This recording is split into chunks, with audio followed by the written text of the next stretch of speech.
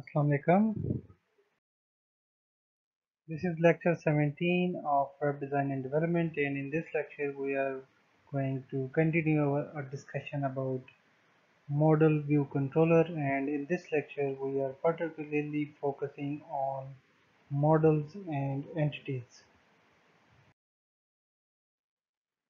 So these are the lecture contents, and as described earlier, in this lecture we are going to focus on the model of our framework MVC, and then I will discuss how you can transfer your model from your application to a database server, and it can be done using some migrations, and it can be uh, populated using number of seeds. And then I will discuss how can you build number of parameters and number of functions to actually query your database, and the terms are referred as database query builders. So as discussed in earlier lectures, a model describes the entities of your application. An entity is an object that can be represented individually, having some attributes which are represented as uh, variables of your class, and then properties which you can access from external methods or external classes, and there will be some functions related to that entity that can perform on a specific application. This entity is modeled as a table in the application. So the model represents an individual database table, and it is often a record from a database table such as a company or a dog, etc. Usually entities represent the model of the application. So there are number of ways to connect to web application with the database. Similarly, an application can also connect with the several database providers. So you have both options. Either you can connect with multiple databases, or you can connect multiple applications to a single database. The most important properties are the connection properties, which are handled by the configuration files, which we will discuss in very short time. So as I said, that configurations are stored in config slash database.php file or inside an environment file. So when you create a new Laravel application, you get number of folders which we discussed in a few last lectures, and we have a config folder which contains the number of configuration of your applications, and then in configuration folder we have a file database.php which contains the configuration of your database server. It can contain multiple connections. Similarly, you can also view a .env file which will be present in the root directory of your application, and you can find it by typing its name .env, and the similar configuration will also be present in the environment files. So if you look at a simple database.php file, the following structure will be visible to you in the connection, DB connection environment.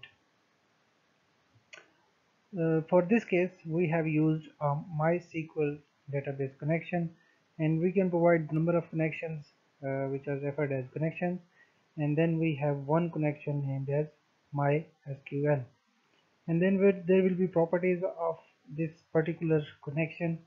First of all, it says that the driver of this connection is MySQL, and currently we are hosting our application on the local host. There will be host will be a local host. Then the database will provide the name of your database.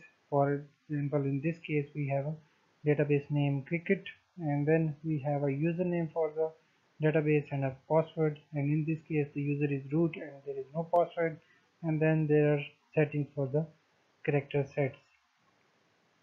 So in this way you can actually get an overview that how your MySQL connection will be stored in your configuration file. So it needs a driver, host, database name, and username, and a password. So if you create a new model in your application, for example, you can create a model in app slash models folder, and it will be a PHP file, and you can paste this code into that model, and it is a model of a post. That means you have created a model to create a post on your website. So the important properties to look here is the first line represents some protected properties that are fillable. That means you have to fill these properties in the database. So for example, for to create a post, we have a title, a body, a user ID, that who has created the post and which category ID is belong, that is post is published or not, and the cover image of the post. Then we have a boot method. We will not go to the detail of the boot method. For time, you can simply say that the boot method will be called every time when you call this method. And when you create a new model entity or instance of a new model. So whenever you create a new entity in the database, this boot method will be called for the post, and it simply says that if you're creating a post and there is no user for the post, you have to provide the current ID of the user as the post user ID. Then there will be a number of connections between multiple entities, that the post belongs to the user, and this post can have many comments, and it can be published or simply drafted, which is a boolean property, is published, and so on. So when you have created a model and you are sure about uh, how to how that model will be represented in your database, you can migrate this model into the actual database server. So migration defines a two method. The one is referred as migration up, and the other is referred as migration down. So when you want to create or append something into the database, the up method will be called. And when you want to delete something from the database, the down method will be called. So migration run ordered by the date. So uh, date and time.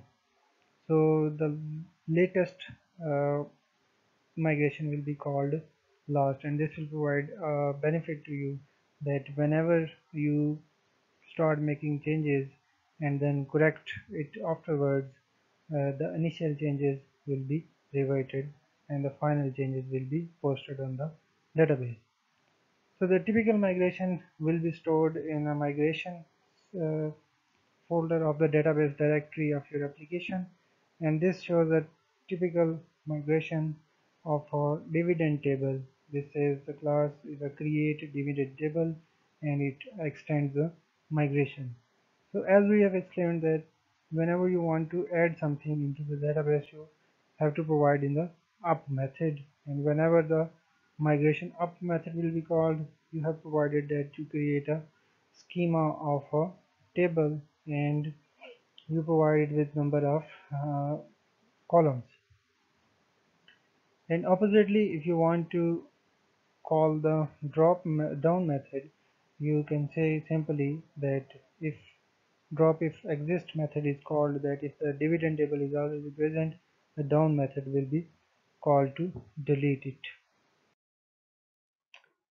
So here are some particular properties of migrations. Migrations can be created using the artisan command. So you can create a migration by calling the artisan command on your model. So migrations are placed inside the database slash migration directory of your application. So if you have an application built up in the Laravel, you can go to the database slash migrations directory, and there will be 2 or 3 files present at the start of your application. So the up method first creates the new table defined above, as we have defined in the last slide. Columns are created inside the up method and by specifying their name of the column and the data type of the column. So data types can be integers, numbers, booleans, or many other data types which will be discussed in next few lectures. And you can use the primary key as numbers or big numbers. And oppositely, the down method is used to reverse the changes made by the database definitions, such as deleting an already created tables. So you can also create the index and the unique keys by methods of unique and index uh, respectively on any of the field. And you can also create a foreign key to create the reference to another table. Migrations are run to change database definitions, and migration can also be reset to roll back all the changes set in the database. Another important concept is seeding the database. So the database can also be seeded with initial values. That means if you have a created table of users, or in the last example post, you can simply seed some post or users into database so that your application works on those databases, data objects. So model factories define one or more records to seed up the database with the fake or dummy data to work with your application before start.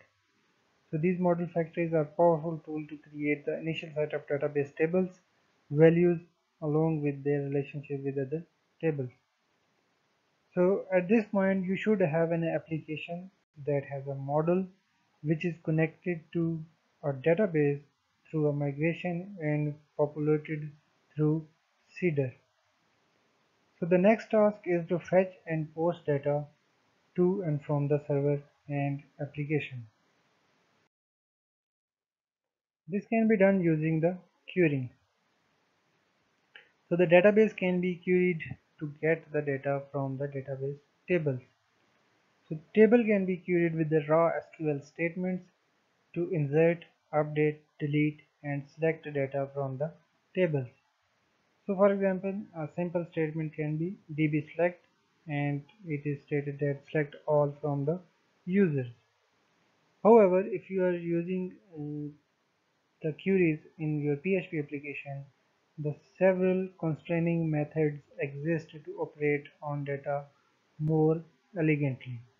For example, if we have a table named text year, and we want to find out a specific text year, and we have the ID, we can call the find method and provide the ID to find the text year and a user ID.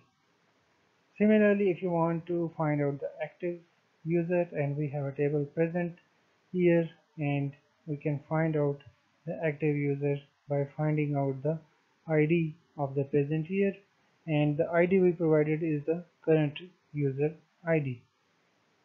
Similarly, you can complement multiple methods. For example, we have again another table called user year, and in which we have uh, a user ID, and we want to check that we want to select all the user IDs where the user ID is the current user ID that is logged into your application. However, if you use the simple SQL queries or PHP queries, you have full support of SQL querying in both methods. So you must be familiar with the query chaining. That means in the SQL, you must have written a number of queries that in which the result of one query is fed to another query to generate another result. So the query builder in the PHP also allows you to chain queries to filter result from database. For example, we have another statement here and in this case our model or table is text option, and we want to select all the text options that are available, and we want to filter these uh, text options where our user ID is the current logged in user, and we want to limit these text options to the year provided by the user. Similarly, next statement says you can calculate the taxes and you can find out the user years, and you want to all the user years where status is equal to view, and you actually want to count the number of years that have the status equal to view. Similarly, if you take the example of post, you can call the post model, and you can fetch this model with a method called with, and you can access the post with the user category tags and comments, and then you can check if the post is published, and then you can chain it to paginate by 10 posts per page. So the method used above uses multiple clauses to filter the results. So there are a number of query chaining methods. For example, select method selects the result based on the provided query. And you have seen that where method filters the results based on a condition. Where can be coupled with or where could uses any of condition, whichever is true.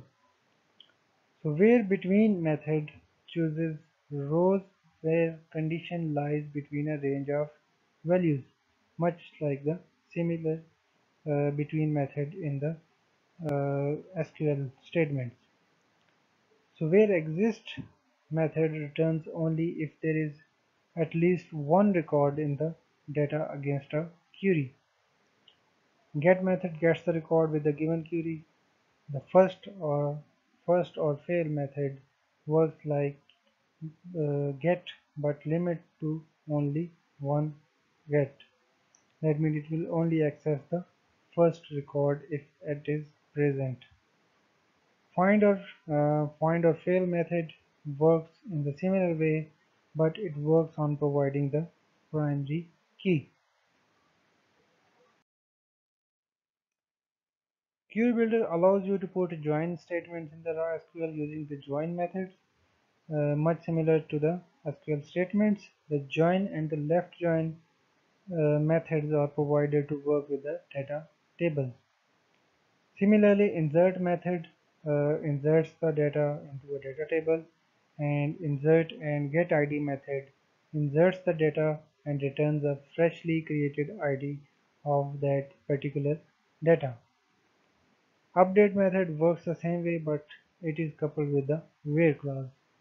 Similarly, delete method is also coupled with the where clause, and it deletes the record from the databases.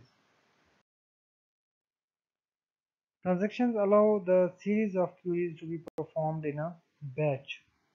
In transaction, either all the queries are executed if there is no error, or none of the queries executed if there is an error on your database server.